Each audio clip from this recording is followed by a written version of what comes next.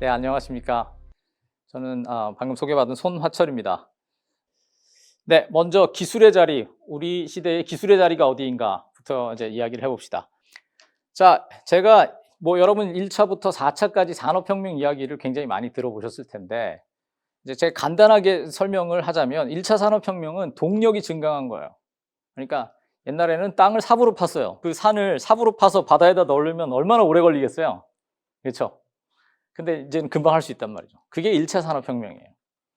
2차 산업혁명은 동력과 정보가 이동이 쉬워진 거예요. 전기가 개발돼서, 그러니까 포항에서 땅을 팠는데 그러니까 포항에서 삽질을 하는데 서울에서 땅이 막 파이는 거 같은 거예요. 간단하게 말하자면. 발전소는 다 해안에 있는데 서울에서 전기 제일 많이 쓰잖아요. 그렇죠? 그게 2차 산업혁명입니다. 3차 산업혁명은 암기력, 계산력이 엄청나게 발달한 거예요. 컴퓨터 때문에. 4차 산업혁명은 뭐냐면은 이제 기계들이 서로 연결되고 그다음에 그 계산력이 좋아지다 못해 스스로 판단을 하는 것처럼 인공지능 같은 그런 기술이 이제 개발이 된 게 이제 4차 산업혁명이에요. 자, 했죠? 동력의 증강, 동력의 이동, 전기를 통해서, 그다음에 암기와 계산력의 증강, 그다음에 배움과 판단. 물론 다른 측면들도 있지만 이게 이제 가장 두드러진 특징이라고 할 수 있습니다. 자, 그래서 이제 4차 산업혁명 이야기를 할 때 자주 나온 이야기가 이제 자율주행 자동차예요. 근데 저 그래프를 보면은 말의 숫자와 자동차의 숫자 두 개의 그래프가 나와요. 그러니까 1920년대 어간에 말의 숫자는 기하급수적으로 줄어들고 자동차의 숫자는 기하급수적으로 늘어난 거예요. 자, 사람들이 조금 있으면은 사람이 모는 차가 기하급수적으로 줄고 자율주행 자동차가 기하급수적으로 늘어날 거다. 이렇게 이야기합니다. 왜냐하면 말하고 자동차하고 같이 다니는 기가 좀 힘들잖아요. 그러니까 사람이 모는 차하고 기계가 모는 자율주행 자동차 같이 다니면 굉장히 혼란스럽겠죠. 그러니까 따로 다니는 게 좋은데, 그러니까 아예 그냥 빨리 없어져야 되겠죠. 그래서 제가 만난 어떤 공학자들은 조금 있으면은 사람이 차 모는 게 금지될 거다. 이렇게 이제 이야기했습니다. 혹은 금지시켜야 된다. 그러면은 난 자동차를 좀 몰아보고 싶은데 말 타고 싶으면 어떻게 해요? 어디 가서 5만 원 주고 이렇게 한번 타잖아요. 이제 나중에는 여러분이 할아버지 할머니가 되면은 이제 차를 몰고 싶으면은 어디 가서 돈 주고 한 번씩 이렇게 몰아봐야 될지도 몰라요. 네. 자, 여러 가지 이야기를 했습니다. 제가 땅 파는 얘기했고요. 그 다음에 저 자율주행 자동차 얘기했고, 근데 벌써 몇십 년 전에 한스 요나스라는 철학자가 기술 철학이 왜 필요한가라고 이야기하면서 이렇게 얘기했습니다. 오늘날 기술은 인간에 관한 모든 문제에 침투해 있다. 그래서 기술이 바뀌면은 우리가 하는 모든 일이 다 바뀌게 된다는 거예요. 옛날에는 아기가 너무 일찍 태어나면 죽었지만 기술이 발달한 지금은 일찍 태어나도 인큐베이터에 넣어서 아이를 살릴 수가 있습니다. 그러니까 태어난다는 것에 대해서 우리가 가지고 있던 의미들이 바뀌는 거예요. 자, 그래서 이 중요한 문제들에 대해서 철학이 생각을 많이 했었는데 기술이 발전하면서 그 물음도 바뀌고 그거에 대한 대답들도 조금씩 바뀌고 있다. 이렇게 이야기하면서 기술에 대한 철학, 그러니까 기술 철학이 필요하다. 이렇게 이제 이야기를 합니다. 자, 요즘 사람들이 기술 발전은 계속 될 거라고 생각을 해요. 여러분들도 그렇게 생각하죠, 그렇죠? 기술 발전 계속 될 거예요. 그러니까 지금 우리가 못 풀고 있는 문제가 언젠가는 풀게 될 거예요. 그러니까 인공지능이 지금은 알파고 수준이지만 나중에는 알파고 바둑뿐만 아니라 모든 걸 사람보다 잘하게 될 수도 있다라고 사람들이 막연히 생각합니다. 사실 인공지능 전문가들은 그건 아닐 것 같은데 이렇게 얘기하지만 그러나 그렇게 생각을 합니다. 기술의 발전이 항상 이렇게 일어날 거라고 생각해요. 그러니까 4차 산업혁명이 이제 앞으로 지금 다가오고 있고 이미 왔다 이렇게 이야기하니까 미리 기술은 앞으로 계속 발전할 거니까 우리가 거기에 준비를 해야 돼. 이런 생각 할 거 아니에요? 여러분도 그렇게 생각하죠? 이게 세상이 바뀌는데 난 뭘 준비해야 될까? 왜냐하면 이런 기사들이 자꾸 나오거든요. 미래의 유망 직업, 이제 몇 년 안에 망할 직업, 이런 게 있습니다. 자, 그런데 저는 이거를 기술 예보의 시대라고 이야기합니다. 이게 굉장히 흥미로운데, 여러분, 비가 오잖아요? 오늘 비 오는데 아침에 오늘 비 온다, 일기예보에 비 온다 그러면 여러분 어떻게 해요? 어떻게 하면 비가 안 오게 할 수 있을까? 그걸 고민해요? 그렇지 않죠. 그럼 우산을 챙기죠. 우산을 준비해야 되겠다. 비 오니까. 자, 기술 발전도 그렇게 생각해요. 그러니까 기술이 꼭 자연처럼 된 거예요. 근데 조금 생각해 보면 흥미로운 것이 본래 기술이라는 거는 자연으로부터 사람을 보호하기 위해서 만든 게, 자연을 다스리려고 만든 게 기술인데 이제 기술이 자연처럼 됐어요. 그래서 기술은 본래 사람이 만들어 쓰는 건데 비 오는 것처럼 기술 발전한데 나는 어떡하지? 나는 어떤 우산을 써야 되지? 이렇게 생각을 하게 된 거예요. 자, 그래서 우리 시대는 뭐 여러 가지 이야기를 할 수 있지만 기술이 자연처럼 된 시절이에요. 그게 기술의 자리라고 저는 생각합니다. 자, 그러면 인간의 자리, 사람은 어디 갔는가? 이어령 교수님, 이제 굉장히 연세 많이 드셨는데 이어령 교수님은 또 이런 말씀하셨어요. 인간과 기계를 비교하면서 이 직관, 이 이런 것들은 도저히 인공지능이 따라올 수가 없다. 창의력, 이거는 인간만 가진 거기 때문에 아무리 기계가 좋아져도 인공지능이 사람을 따라올 수 없다. 이렇게 이제 말씀하셨습니다. 굉장히 좀 위로가 되잖아요. 그렇죠? 그렇죠? 자, 근데 저는 뭐 이 말씀 제가 매우 존경하는 교수님이고 말씀이 전적으로 맞는데 좀 디테일을 들어가 볼 필요가 있다고 봅니다. 자, 아리스토텔레스라는 철학자가 인간은 생각하는 동물이라고 했는데 생각이 뭐 다 철학적, 물론 아리스토텔레스는 철학을 염두에 두고 했겠지만 철학만 생각은 아니잖아요. 뭐 저 남자친구, 여자친구 생각하는 것도 생각이고 배고파 이것도 생각이니까. 자, 제가 생각을 여러 가지로 나눠봤어요. 창의력, 분석력, 종합력, 계산력, 기억력, 동물보다 약간 복잡한 생각. 이 강의 왜 이렇게 지루해? 뭐 이거는 동물은 못하지만 여러분 지금 하고 있잖아요. 그렇죠? 그런 생각도 생각은 생각이잖아. 자, 이 중에 기계가 더 잘하는 게 뭘까요? 또 기억력도 잘하겠죠. 계산력. 제가 방금 동물보다 약간 복잡한 생각은 약간 실수한 것 같아요. 왜냐하면 지루에는 기계가 생각할 것 같지 않으니까. 그러나 어쨌든 자, 어때요? 여러 가지 생각이 있는데 이 중에 기계가 더 잘하고 사람보다 기계가 더 잘할 것 같다. 자, 네? 맨 위에 거 빼고 다. 물론 이제 아까 제가 이야기한 애매한 경우가 있긴 있겠지만 좀 생각해 보면은 기계가 대충 다 잘하죠. 그래서 이제 우리는 이제 요즘 이렇게 생각해요. 그리고 이게 아까 이효령 교수님 하신 말씀이에요. 그렇죠? 다른 건 다 돼도 창의력, 도덕성 이런 거 안 된다. 자, 문제는 뭐냐면은 세상에 창의력 있는 사람이 그렇게 많지 않다는 거예요. 도덕적인 사람도 뭐 그렇게 많지가 않아요. 자, 그러니까 아까 제가 말씀드렸잖아요. 문학은 번역을 못해도 문학이 아닌 단순한 문장은 거의 다 번역할 수 있다. 창의력은 못 따라가더라도 창의력이 아닌 다른 상당히 중요한 능력들을 기계가 다 대신할 수 있다. 이게 이제 우리가 지금 생각해야 될 여러 가지 어려운 점입니다.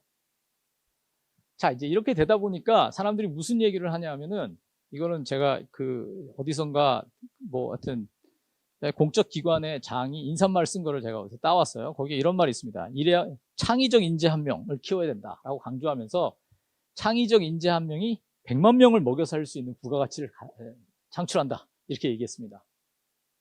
자, 여기 지금 5분이 앉아 계시니까 500만 명이 먹고 살게 된 거예요. 그렇죠? 500만 명이 먹고 살 수 있잖아요. 한 명이 100만 명씩 먹여 살릴 거니까. 자, 근데 여러분 친구들은 아마도 100만 명을 먹여 살리는 사람이 아니라 얻어먹는 100만 명이 될 가능성이 좀 많죠. 자, 산술적으로 100만 명을 먹여 살릴 한 명이 될 가능성이 많아요. 한 명한테 얻어먹을 100만 명이 될 가능성이 많아요. 불행하게도 그러면 이제 미래 사회는 어떻게 되는 거예요? 돌고 먹어요? 근데 좀 서글프잖아요. 내가 100만 명 먹여 살릴 사람이 되겠다고 생각하면은 굉장히 기분이 좋은데 내가 얻어먹는 100만 명에 속하게 된다 그러면 조금 슬프죠, 그렇죠? 네. 자, 제가 이제까지 기술의 자리, 인간의 자리를 이야기했는데 지금 우리가 일반적으로 이야기하고 있는 미래 기술에 대한 이야기를 제가 이제 말씀을 드린 거예요. 우리가 흔히 하는 이야기들입니다. 4차 산업혁명 시대가 오고 인공지능이 대단한 기능을 발휘할 거고 그중에 창의적인 인자가 굉장히 중요해질 거고 등등.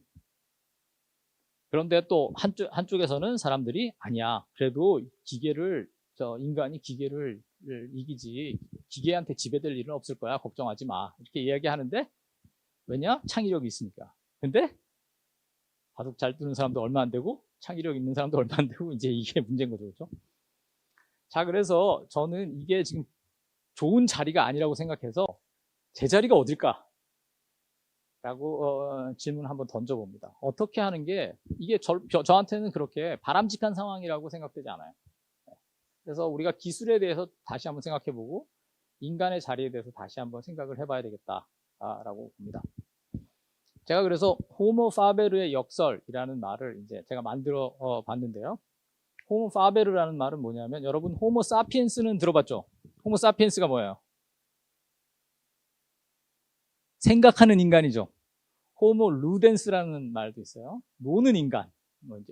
여러 가지 호모 폴리티쿠스도 있죠. 정치하는 인간. 인간의 여러 가지 특징 중에 동물과 구별되는 인간만의 특징에 대해서 이제 이야기를 하는 건데 호모 파베르는 도구를 만들어서 사용하는 인간이라는 뜻입니다. 자, 그런데 여기 약간의 역설이 있습니다. 이게 흥미로운데 사람한테 도구를 만들어 쓴다는 거는 인간의 본성에 가까워요. 그렇잖아요. 본성. 우리가 여러 가지 본성이 있는데 그 본성 중에 하나가 인공물이라는 건 세상에 없는 것을 자연에서 새로 만들어서 인공물을 만들어 사용하는 그런 본성이 있는데 굉장히 흥미롭죠. 본성. 본래 있지 않은 걸 만드는 게 본래 있는 본성이다. 이렇게 이야기하니까 약간 말이 좀 이상하죠. 그렇죠? 그래서 그게 하나의 역설이에요. 또 하나는 사람이 기술을 만들지만 기술도 사람을 만들다 하는 것입니다. 제가 방금 분의 사진을 보여드렸는데 이분은 월터 옹이라는 미국의 이제 학자예요. 여러분 글자가 없다고 생각해 보세요. 어떻게 자 글자가 없다. 아무도 글자를 몰라. 그러니까 글자가 없어 아예. 자, 그럼 생각하는 방식이 이분은 굉장히 다를 거라고 이야기합니다. 일단 모든 걸 기억해야 되죠. 계약을 할 때, 장사를 할 때, 계약을 할 때 뭘 쓰는 게 없으니까 다 기억해야 돼요. 어떤 사람의 기억력이 좋은 것과 좋지 않은 것, 어떤 사람의 권위가 있는 것과 없는 것, 기억의 권위 이런 게 굉장히 중요해지고 그 다음에 한 말을 또 하고 또 하고 반복하게 돼요. 모든 걸 외워야 되니까. 그래서 이분이 글자는 사람이 만든 거지만 글자를 사용하게 되면서 사람이 완전히 다른 방식으로 생각하게 되었다라고 이야기합니다. 자, 그래서 제가 지금 방금 말씀드린 것처럼 사람이 기술을 만들지만 기술도 사람을 만들어요. 제가 아까 말씀드린 기술 철학이 시작된 이유도 거기에 있는 거예요. 사람이 인큐베이터를 만들었는데 인큐베이터가 생명이 무엇인가에 대한 생각을 바꾸는 거예요. 아주 조금. 그렇죠? 시험관 시술 아기도 마찬가지예요. 옛날에는 아기를 못 낳으면 가정이 굉장히 힘들었는데 이제 시험관 시술을 할 수가 있어요. 그러면은 어떤 가정에서 아이가 태어난다는 것에 대한 전체적인 의미가 약간 바뀌는 거예요. 자, 그래서 기술도 사람을 만든다. 자, 그래서 기술을 사람이 만드는데 사람이 기술을 완전히 통제만 하고 있는 것이 아니라 사실은 그 기술을 통해서 우리가 바뀌기도 한다 하는 것을 기억해야 된다는 거예요. 자, 그러면 어떤 기술을 개발할 때 무슨 생각을 해야 되겠어요? 내가 지금 이 땅을 파야 되니까 불도저를 만들어야 되겠구나. 그 생각만 할 게 아니라 물론 불도저 얘기는 아니지만 굉장히 새로운 기술을 개발할 때는 그 기술이 다시 인간한테 어떤 영향을 미칠 것인가에 대한 고려까지 있어야 된다는 거예요. 그러니까 단순히 내가 필요하니까 만드는 것보다 내가 이걸 만들어 놓으면 이게 나한테 어떤 영향을 미칠까까지 생각을 해야 된다는 이야기가 되는 겁니다. 그래서 제가 이제 말씀드린 게 목적이 이끄는 기술 발전이에요. 그러니까 어떤 기술을 볼 때 이 기술 되게 편하고 좋다 그것만 생각하는 게 아니라 이 기술이 모여서 내가 원하는 어떤 이상적인 세상을 만드는 데 도움이 될까? 라고 물어봐야 된다는 거죠. 네. 그래서 이제 뭐 여러 가지 예를 들 수 있습니다. 이 기술이 왜 필요한가? 그냥 아주 단순하게 그렇게 물어볼 수 있겠죠. 그렇죠? 이 기술이 기술의 격차를 완화하는가? 세상에 어떤 나라에는 굉장히 기술 수준이 낮고 어느 나라에는 수준이 굉장히 높은데 이 점점 벌어지죠. 기술 격차가 점점 벌어지는 게 좋은 세상일까요? 별로 좋은 세상이 아니죠. 네. 또 이 기술이 인류의 지속적인 생존과 공존에 도움이 되는가? 그러니까 지금 내 눈앞에 있는 기술이 인류의 공존하고 무슨 상관인지 라고 우리는 별로 그거는 생각하지 않지만 조금 더 넓게 생각하면서 갈 필요가 있다는 것입니다. 자, 이렇게 목적이 이끄는 기술이라는 이제 개념을 가지고 이제 어떻게 우리가 이걸 좀 더 나은 미래를 위해서 무엇을 생각할 수 있을까? 한국은 엄청나게 기술이 빨리 발전한 나라거든요. 그렇죠? 옛날에는 그냥 열심히 다른 나라가 하는 거를 약간 베껴가지고 열심히 따라가면 됐어요. 열심히 만들어요. 그래서 그게 과학기술 추격국입니다. 근데 오늘날은 어때요?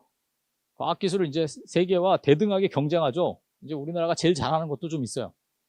나아가서 이제 곧 과학기술 선도국으로 지금 가고 있어요. 우리는 지금 요 경쟁국에서 선도국으로 넘어가는 그 상황이 있어요. 그러면 과학기술 선도국이 되려면은 이제는 생각을 다른 방식으로 해야 되는 거예요. 내가 지금 왜 이걸 개발하는가? 이게 왜 좋은가에 대한 고민을 이제 하기 시작해야 됩니다. 그래서 여기서는 다른 방식의 거버넌스, 이것을 같이 우리가 그 과학기술 어떤 정책이나 이런 부분들을 좀 더 폭넓게 결정하고 고민하고 하는 그런 과정들이 필요하다고 생각이 됩니다. 자, 그러기 위해서는 물음을 바꿔야 돼요. 지금까지 물어보는 방식을 바꿔야 된다고요. 그러니까 예를 들면 세상이 어떻게 변할 것인가? 이거는 내일 비가 올 것인가? 이렇게 물어보는 거하고 똑같아요. 비 오면 나는 우산을 써야지. 그런 거 말고 어떤 세상이 좋은 세상인가? 제가 방금 말씀드렸죠. 이 기술을 어느 방향으로 발전시키는 게 좋을까라고 물어봐야 됩니다. 또 기술 발전이라는 현실에 어떻게 대처할 것인가 라는 어떤 수세적인 게 아니라 기술 발전의 공공가치를 어떻게 반영할 것인가. 또 기계가 인간을 지배하게 될까? 그렇게 물어보는 게 아니라 과연 디스토피아가 올까? 그렇게 될 게 아니라 디스토피아가 안 오게 하기 위해서는 우리가 어떻게 해야 될까? 라고 물어봐야 된다는 거죠. 약간 다른 거잖아요. 그렇죠? 자, 과학기술 문해력을 교육을 해야 되는데 과학기술에 대해서 사람들이 더 많이 이해하는 게 좋습니다. 그래서 오늘 우리나라에서 코딩 교육을 굉장히 어린 아이들부터 이제 시키기 시작하거든요. 굉장히 좋은 일이라고 저는 생각합니다. 좋은 일인데 문제는 왜 그걸 하는가? 그게 이제 그걸 생각해 봐야 돼요. 그러니까 많은 경우에 이 코딩 교육을 시키면은 우리가 다 스티브 잡스가 되지 않을까? 다 스티브 잡스가 될 리가 없잖아요. 그럼 나머지는 코딩 왜 배워? 자, 코딩은 스티브 잡스가 되기 위해서 배우는 게 아니라 기본적으로 우리의 기술 사회가 어떻게 돌아가는지를 이해하는 중요한 도구가 된다는 거예요.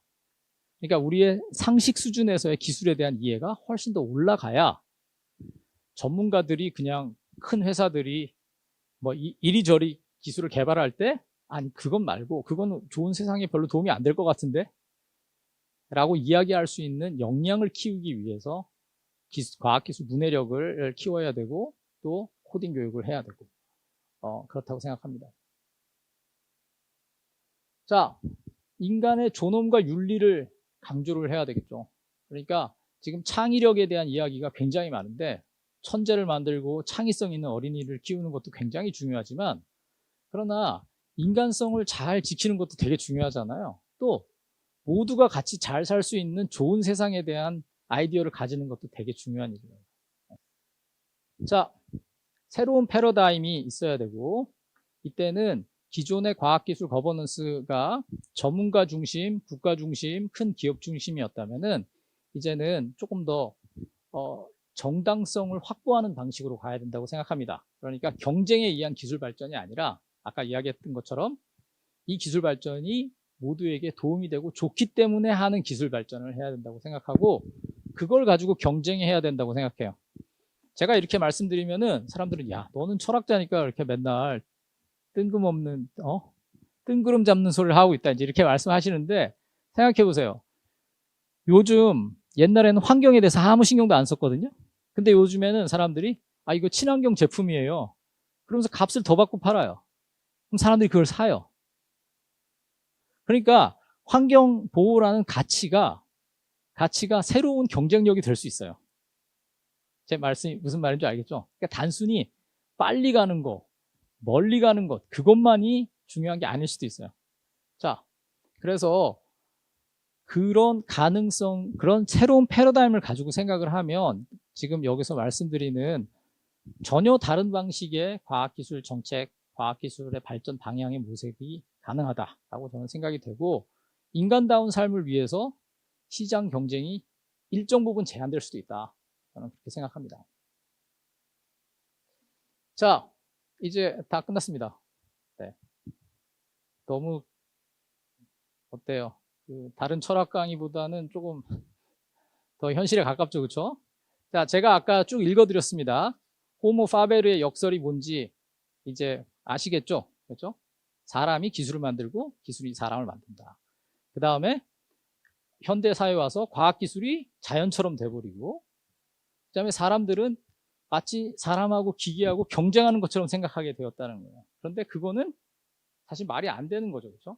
사람이 기술을 만든다는 것을 기억해야 되고, 그 대신 그 기술이 나를 만들기도 한다는 것을 기억하면은 조금 더 긍정적인 방식으로 기술을 개발할 수 있다고 말씀드렸습니다.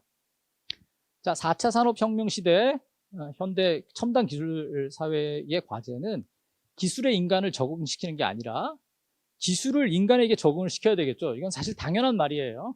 근데 어느새 우리는 기술에 맞춰서 살아가는 것처럼 생각을 하게 된 것입니다.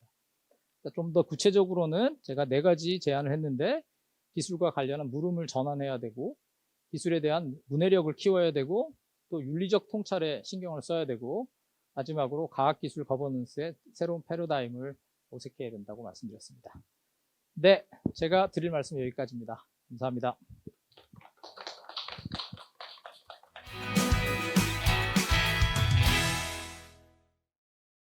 맞습니다. 저는 끝부분에 대해서 질문이 있는데, 현재 저희 나라 과학기술 관련된 거버넌스 환경에 대해서 어떻게 평가하시는지, 또 이제 어떻게 개선해야 될 점이 있다면 어떻게 개선해야 될지 여쭤보고 싶습니다.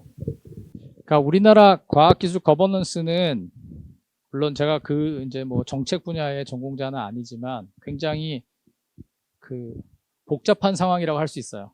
우리나라의 과학기술이 엄청나게 빠르게 발전한 데에는 국가가 굉장히 주도적으로 과학기술 발전을 이제 이끈 측면이 있습니다. 그러니까 뭐 국책 연구소를 만들어 가지고 막 엄청난 예산을 투입하고 이런 과정을 통해서 굉장히 단기간에 좋은 이제 효과를 얻었거든요. 그 다음에 이제 그걸 이어받아서 또 대기업들이 막 이거를 막 하고 있죠. 사실은 대기업들은 과거에 우리가 뭐 외국 물건 수입하지 마, 그리고 대기업한테 특혜 막 주고 이렇게 해가지고 이제 기술을 왕창 발전시킨 거예요. 자, 이제 그렇게 해서 지금 이제 굉장히 아까 말씀드린 것처럼 그 선도국의 자리에 이제 서게 되었는데, 지금은 이제 생각해야 될 게, 그러면 그 기술에 의해서 영향을 받는 사람들이 있잖아요. 근데 기술에 의해서 엄청난 영향을 내 삶에 받고 내 사고에 받는데 나는 그거에 대해서 아무 말도 할 수 없는 상황이면 좀 곤란하잖아요. 그렇죠? 그래서 거기서부터 이제 거버넌스라는 말이 이제 나오는 건데, 그거는 이제 사회에 그 기술과 연관되어 있는, 개발하는 사람뿐만 아니라 생산하는 사람뿐만 아니라, 그래서 소비하고 그래서 사용하는 사람들까지, 그 사람들의 입장까지 널리 고려해서 이 정책들이 결정되어야 된다는 것인데, 그 부분이 아직 우리나라는 과거의 개발의 역사 때문에 이제 지금 막 시작되고 있어요. 네. 그러니까 국민들도 모두 그냥 무조건 발전하는 게 좋다 이렇게 생각하는데, 저도 발전이 좋다고 생각합니다. 근데 그 발전이 어떤 종류의 발전이 될 것인가에 대한 훨씬 더 폭넓은 논의가 이제 필요할 때가 되었고, 지금까지는 약간 부족한 상태라고 저는 생각합니다. 네, 강의 재밌게 잘 들었습니다. 4차 산업혁명이 일어나서 그 결과로 좋지 않은 상황이 일어나게 된다면 빈부격차나 사회적 갈등이 야기될 수 있다고 생각합니다. 이런 상황이 일어나면 어떤 식으로 대안이 필요한지 궁금합니다. 네, 이제 아까 말씀드렸던 것처럼, 뭐 창의력이 중요하다고 하고, 또 실제로 막 조그만 스타트업이 갑자기 확 이제 그 영향력을 많이 발휘하기도 하고, 또 자동화가 많이 진행되면서 사람들이 이제 직장을 잃기도 하고, 여러 가지 이제 그 문제들이 사실 이미 일어나고 있습니다. 그게 뭐, 그건 산업화의 이제 오랜, 그 역사이기도 한데, 이제 문제는 옛날에는 뭐 제조업에서는 고용이 좀 줄었지만 다른 게 많이 생겼다 이렇게 이야기했는데, 오늘날에는 상당히 옛날에는 사람만 할 수 있을 것 같았던 일들도 자동화가 막 되어서 약간 이제 입지가 굉장히 난감하게 된 거예요.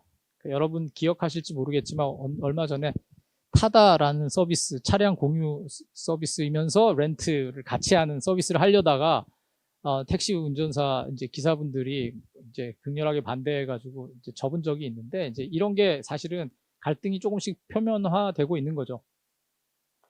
이거를 이제 이런 일이 일어나기 전에 좀 정리를 해나가는 그 노력이 필요하겠죠. 그러니까 아까 제가 말씀드렸을 때 기술의 발전을 가능하다고 해서 다 해보는 것이 아니라, 이게 전체적으로 어떤 파장을 일으킬 것이고 그 파장을 어떻게 조금 이렇게 중화하면서 갈 수 있을 것인가에 대한 고민이 좀 필요하다고 생각합니다.